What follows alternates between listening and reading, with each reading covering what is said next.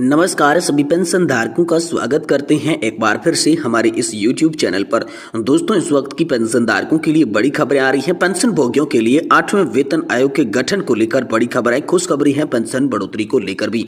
जी दोस्तों, हम सभी के लिए खुशखबरी है। पेंशन 5,000 रुपये, पेंशन भोगियों के लिए 8वें वेतन आयोग का गठन, पेंशन आयकर से मुक्त और बजट 2025 को लेकर आप सभी के लिए वित्त मंत्रालय के अंदर बड़ी मीटिंग हुई है। मिनिस्ट्री ऑफ फाइनेंस के अंदर बड़ी बैठक हुई है। इससे पेंशन धारकों के लिए यहाँ पर बहुत ही बड़ी खुशखबरी निकलकर सामने आई है। तो आखिरकार क्या खुशखबरी निकल कर आई है, इस मीटिंग के अंदर कौन कौन से फैसले हुए हैं जिससे पेंशन धारकों को फायदा होगा, इसके बारे में दोस्तों आज की इस वीडियो के अंदर बात करेंगे। साथ ही बात करने वाले हैं ईपीएस 95 पेंशन बड़ी खुशियां लेकर आया नया साल। ईपीएस 95 पेंशन को लेकर बड़ी खबर है कि निजी क्षेत्र के कर्मचारियों के लिए यहाँ पर खुशखबरी है। 2025 में किसे मिलेगा बढ़ा हुआ पेंशन, यानी कि ज्यादा पेंशन का लाभ अब देखने को मिलेगा। इसके बारे में कर्मचारी भविष्य निधि संगठन की ओर से ईपीएस पेंशन को लेकर बड़ी खुशखबरी आई है। तो इसके बारे में भी आज की इस वीडियो के अंदर बात करेंगे। साथ ही बात करेंगे दोस्तों पेंशनर्स के लिए खुशखबरी, इन राज्यों में पेंशन बढ़ने वाली है। जी हाँ, तो दोस्तों 2025 के अंदर कौन से ऐसे राज्य हैं जिसमें पेंशन बढ़ने वाली है। इस राज्य में पेंशन बढ़कर 1,000 रुपए से 12,000 रुपए हो जाएगी। लेकिन आप सभी को तुरंत एक काम करना होगा। तो आखिरकार तुरंत कौन सा काम करना होगा, इसके बारे में भी आज की इस वीडियो के अंदर बात करेंगे। इसीलिए आप सभी से निवेदन करते हैं कि दोस्तों आज की इस वीडियो को आप लास्ट तक देखिएगा और साथ ही हमारे चैनल पर नए हैं तो दोस्तों चैनल को भी सब्सक्राइब जरूर कर दीजिएगा।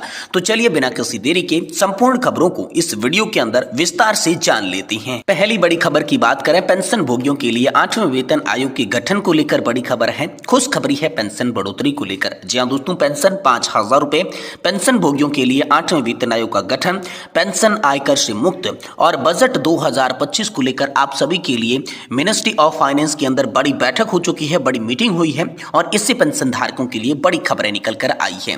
जैसा कि आप जानते होंगे कि 1 फरवरी को देश का वार्षिक आर्थिक बजट पेश किया जाएगा।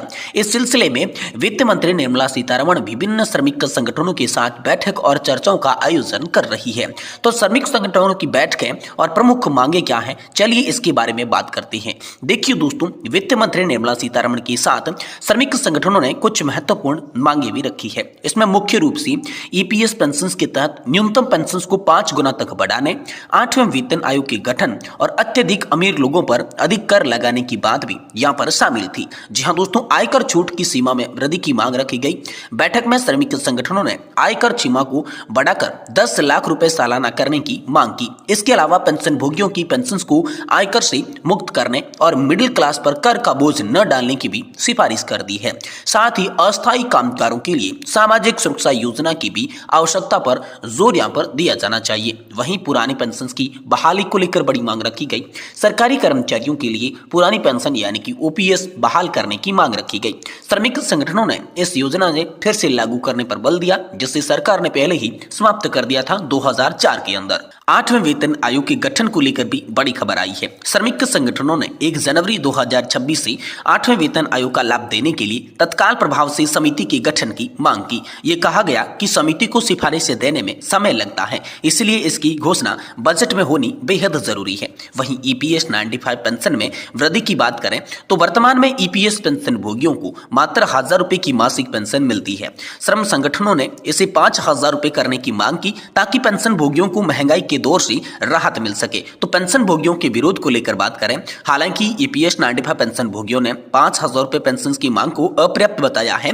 उन्होंने राष्ट्रीय संघर्ष समिति यानी कि एनएससीसी 7 साल से चली आ रही 7,500 रुपए पेंशन और महंगाई भत्ते की मांग का उल्लेख किया। कहा कि श्रमिक संगठन 5,000 रुपए की मांग करके उनके हक में कम कर रहे हैं, लेकिन उन्हें असल में 7,500 प्लस डीए के साथ साथ मेडिकल सुविधा मिलनी चाहिए। ये मांग जो है वो जायज है। तो यहाँ पर आप सभी के लिए वित्त मंत्री निर्मला सीतारमण के साथ बैठक हो चुकी है और बैठक के अंदर आप सभी के लिए 5,000 रुपए पेंशन बढ़ोतरी को लेकर, 8वें वेतन आयोग के गठन को लेकर, पेंशन को आयकर से मुक्त को लेकर और बजट 2025 के अंदर तमाम तरीके की बड़ी घोषणाओं को लेकर चर्चा हुई है, जिसमें पेंशन धारकों को अब दोस्तों फरवरी माह से ही बड़ी खुशखबरियां हाथ लग सकती हैं, बड़ी खुशखबरी देखने को मिल सकती है। ये बड़ी खबर हाल फिलहाल में आप सभी पेंशन धारकों के लिए निकलकर सामने आ रही है। वहीं दोस्तों अगली बड़ी खबर की बात बात करें तो ईपीएस 95 पेंशन बड़ी खुशियां लेकर आया नया साल। ईपीएस पेंशन योजना को लेकर बड़ी खबर है कि निजी कर्मचारियों के लिए खुशखबरी है। 2025 में किसे मिलेगा बढ़ा हुआ पेंशन, यानी कि ज्यादा पेंशन का लाभ आखिरकार इस साल में किसे मिलेगा। चलिए इसको लेकर ईपीएस 95 पेंशन योजना को लेकर जो बड़ी खबर आई है उसको विस्तार से इस वीडियो के अंदर जानती हैं। हर निजी कर्मचारी का सपना होता है कि उसे रिटायरमेंट के बाद अच्छी पेंशन मिले ताकि जीवन की बाकी यात्रा आराम से गुजार सके, लेकिन लंबे समय से ईपीएस के तहत पेंशन में कोई खास वृद्धि नहीं हो रही है। 2025 में इस योजना में बड़ा बदलाव हो सकता है जिससे लाखों कर्मचारियों के जीवन स्तर में सुधार हो सकता है। इस वीडियो में हम आपको बताएंगे कि ईपीएस 95 पेंशन योजना में क्या क्या बदलाव होंगे, किससे दोस्तों बढ़ा हुआ पेंशन मिलेगा, आप सभी इसका फायदा किस तरीके से उठाएंगे, संपूर्ण रूप से जानकारी आप सभी को इस वीडियो के अंदर दे रहे हैं। पहले बात करते हैं ईपीएस 95 पेंशन योजना 2025 में। ईपीएस पेंशन योजना में क्या क्या बदलाव होंगे।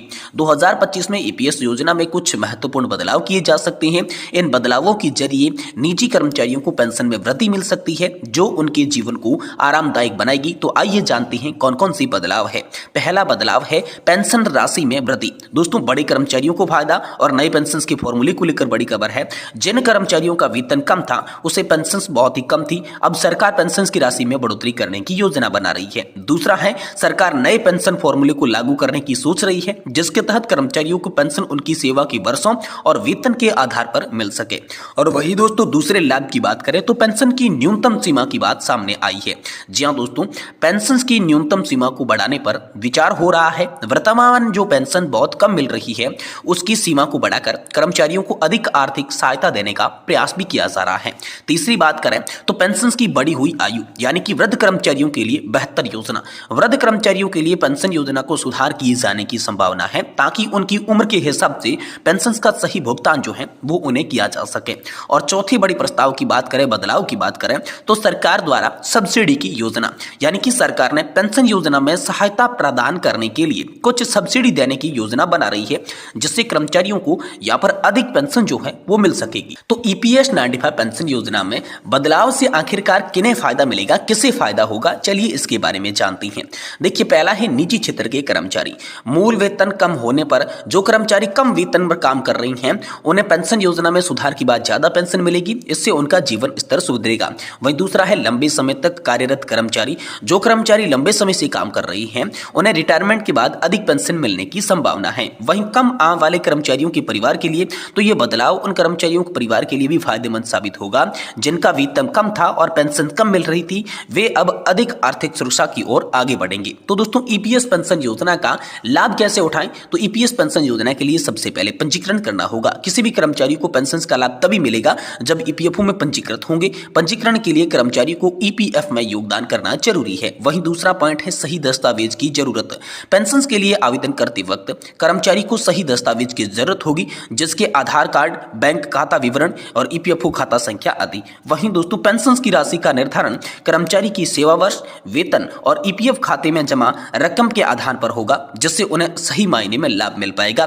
तो दोस्तों साल 2025 के अंदर आप सभी के लिए मुख्यतः 4 बड़े बदलाव होंगे जिसमें पेंशन राशि में वृद्धि होगी, पेंशन की न्यूनतम सीमा बढ़ेगी, पेंशन की बढ़ी हुई आय मिलेगी और सरकार द्वारा सब्सिडी दी जाएगी। लेकिन ये लाभ जो है वो किन्हें मिलेगा, तो निजी क्षेत्र के कर्मचारियों को मिलेगा, लंबे तक कार्यरत कर्मचारियों को मिलेगा और कम आय वाले कर्मचारियों के परिवार को इसका लाभ मिलेगा। अब लाभ मिलने के लिए क्या करना होगा, तो ईपीएस पेंशन के लिए पंजीकरण करना होगा, सही दस्तावेजों के साथ जरूरत पड़ेगी और पेंशन का निर्धारण जो है वो आप सभी के लिए करना होगा। तो ये बड़ी खबर हाल फिलहाल में आप सभी पेंशन धारकों के लिए निकल कर सामने आ चुकी है।